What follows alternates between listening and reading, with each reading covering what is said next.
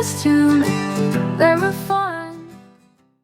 एकस्मिन् दिने व्याधस्य कृते हरिणस्य मांसं खादितुम् इच्छा जाता। अतः सः आखेटार्थं गतवान्। सः हरिणमेकं मारयित्वा तं हरिणं यदा स्वगृहं प्रति स्वीकृत्य गच्छन्नासीत् तदा एकः सूकरः तस्य व्याधस्य उपरि आक्रमणं कृतवान्। तदा व्याधः यद्यपि तस्य सूकरस्य उपरि बाणं त्यक्तवान् तथापि सः सूकरः व्याधं मारितवानेव। एवं किञ्चित् समयानन्तरं सूकरः अपि व्याधेन पूर्वं त्यक्तबाणस्य आघातेन मरणं प्राप्तवान्। किञ्चित् कालानन्तरं तस्मिन्नेव मार्गे एकः शृगालः आगतवान्। सः मृतं हरिणं, मनुष्यं, सूकरं च दृष्ट्वा अतीव हर्षमनुभूतवान्। मासात्मककालस्य भोजनं युगपत् मम कृते लब्धम् इति अतीव हर्षेण आदौ किं खादामि अद्य इति चिन्तितुम् आरब्धवान्। तदा सः शृगालः व्याधस्य धनुषः कोणे किञ्चित् मांसं लग्नमस्ति इत्यपि दृष्टवान्।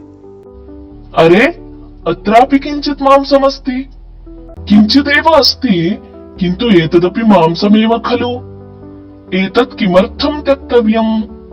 अतः आदौ एतदेव खादामि इति मत्वा परितः हरिणः, मनुष्यः, सूकरः सर्वे मृताः सन्ति चेदपि तान् त्यक्त्वा अति आशया धनुषि विद्यमानमांसमपि व्यर्थं न भवेत् इति धिया खादितुं गतवान्। तस्मिन् धनुषि मांसखण्डः बहुबलेन लग्नमासीत्।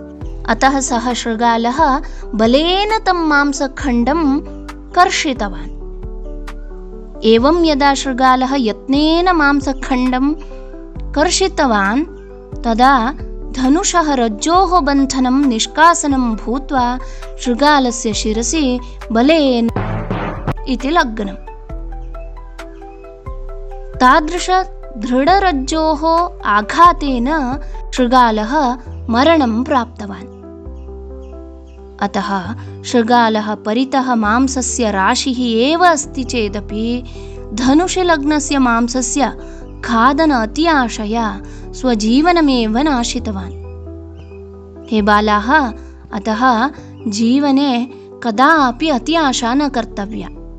ज्ञातवन्तः खलु? अस्तु तर्हि अपरां कथां स्वीकृत्य पुनः आगमिष्यामि।